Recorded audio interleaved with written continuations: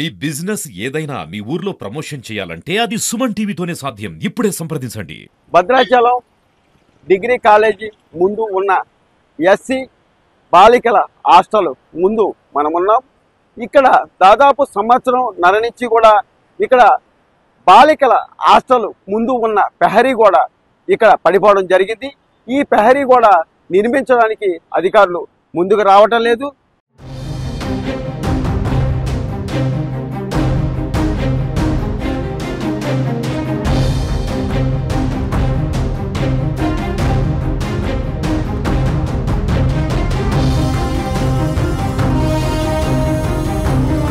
ఈ రాకపోవడంతో ఇక్కడ మారుమూల ప్రదేశం, అంటే భద్రాచలానికి కొద్దిగా మారుమూల ఉన్న ప్రదేశంగా ఇది భావించవచ్చు.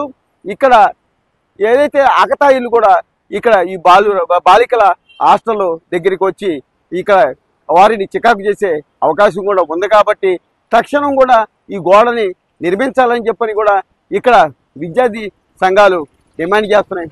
అలాగే ఈ బాలిక హాస్టల్ అట్లాగే బాలురు హాస్టల్ మధ్యలో కూడా ఒక గోడ కూడా అక్కడ పడిపోయిందని కూడా అంటున్నారు. దాన్ని కూడా నిర్మాణం చేయాలని చెప్పని విద్యార్థి సంఘాలు డిమాండ్ చేస్తున్నాయి.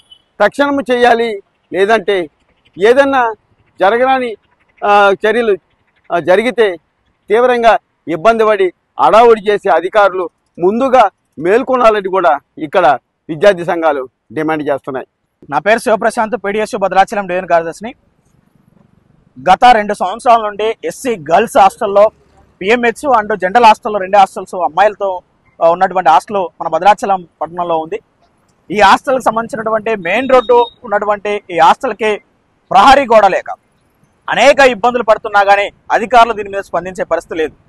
హాస్టల్ విద్యార్థులు 3rd క్లాస్ నుంచి ఇంటర్మీడియట్, డిగ్రీ విద్యార్థులు ఉంటారు. ఆకతాయిలు ఎవరన్నా అలా పడి అమ్మాయిలకు సంబంధించినటువంటి ఏదో ఒక నష్టం జరిగేదాకా ఈరోజు అధికారులు నోరు మెదిపే పరిస్థితి లేదు, అధికార సంధానం పట్టించుకునే పరిస్థితి లేదు. ఇన్సిడెంట్ జరిగిన తర్వాత అడావడిగా వచ్చి ఏఎస్డబ్ల్యూ కానీ అట్లాగే డీడీ కానీ సంబంధించిన అధికారులు ఎవరైతే కానీ వాళ్ళు వచ్చి ఏదో సమస్యని తూతు మంత్రంగా పరిష్కారం చేసి వెళ్ళిపోతున్నారు తప్ప శాశ్వత పరిష్కారం చూడట్లేదు. కాబట్టి తక్షణమే దీనికి సంబంధించినటువంటి వెంటనే ఆ ప్రహరీ కూడా నిర్మాణం చేయాలి.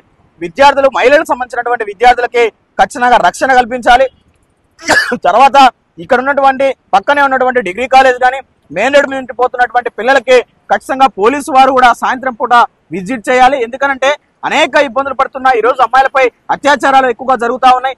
దానికి బేస్ చేసుకొని ఒక పక్క ప్రహరీ గోడ లేకుండా ముందు వైపు లేదు, వెనక వైపు లేకోకుండా నిశ్చార్థంగా ఈరోజు ఎస్సీ సంబంధించినటువంటి మహిళా విద్యార్థిని ఈరోజు వదిలిపెట్టడం చాలా సరైనది కాదని చెప్పేసి కూడా వీడియోస్ భావిస్తా ఉంది. కాబట్టి తక్షణమే ఈ రోజు జరుగుతున్నటువంటి అమ్మాయిలపై జరుగుతున్నటువంటి దాడులు అరికట్టాలని చెప్పేసి, దాంతో పాటు ఎస్సీ సంబంధించినటువంటి హాస్టల్ సంబంధించిన దానికి ఖచ్చితంగా ప్రహరీ గోడ నిర్మించాలని చెప్పి అధికారులు ఈ పద్ధతిని మానుకోవాలని, గత 2 సంవత్సరాల నుంచి జరుగుతున్నటువంటి ఈ సమస్య పరిష్కారం చేయకోకుండా అవాకులు చవాకులు చేస్తున్నటువంటి అధికారులు ఖచ్చితంగా చేతల్లో చూపించి ఆ విద్యార్థులకి న్యాయం చేయాలని చెప్పేసి మేము డిమాండ్ చేస్తా ఉన్నాం. దాంతో పాటు భద్రాద్రి కొత్తగూడెం సంబంధించినటువంటి జిల్లా కలెక్టర్ గారు కూడా వెంటనే స్పందించి ఇది ఎందుకు జరగట్లేదు, అధికారుల లోపమా లేకుంటే ఇక్కడ ఉన్నటువంటి వార్డెన్ లోపమా, ఏం జరుగుతుందని చెప్పి కూడా ఖచ్చితంగా పర్యవేక్షణ చేయాలని చెప్పేసి పీడిఎస్ డిమాండ్ చేస్తా ఉంది. మరి ఈరోజు భద్రాచలం పట్టణంలో ఎస్సీ మహిళా విద్యార్థుల హాస్టల్లో దాదాపు మరి 1 సంవత్సర కాలం నుంచి గోడ కూలిపోయి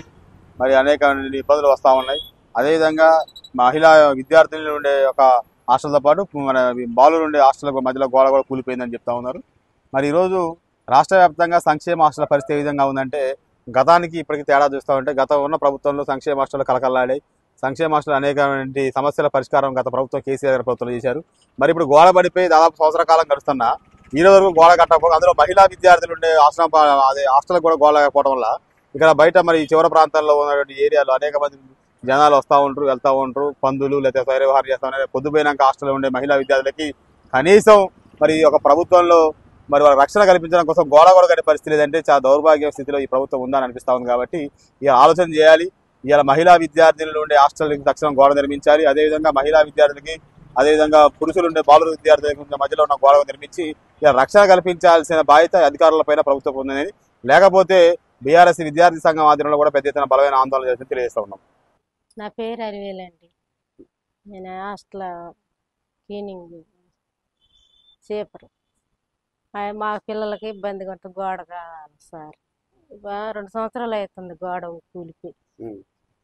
ఇటు ఈ గోడ ఈ గోడే ఈ గోడ మొన్న ఈ సంవత్సరం వర్షాకాలం. నా పేరు శ్వేత, నేను డిగ్రీ చదువుతున్నాను, ఫస్ట్ ఇయర్. గోడ పడిపోయి సంవత్సరం అయింది, మాకు కావాలి. నైట్ పూట భయం వేస్తుంది, ఇబ్బందిగా ఉంది కొంచెం బయటికి రావాలంటే, అందుకు కారణంగా గోడ కావాలి. జిల్లా కలెక్టర్ గారు తక్షణమే స్పందించి ఈ బాలికల హాస్టళ్లకు రక్షణ కల్పించాలని చెప్పని విద్యార్థి సంఘాలు, స్థానికులు కూడా కోరుతున్నారు. వీడియో జర్నలిస్ట్ బాలసూర్యతో నాగరాజు, సుమన్ టీవీ, భద్రాచలం.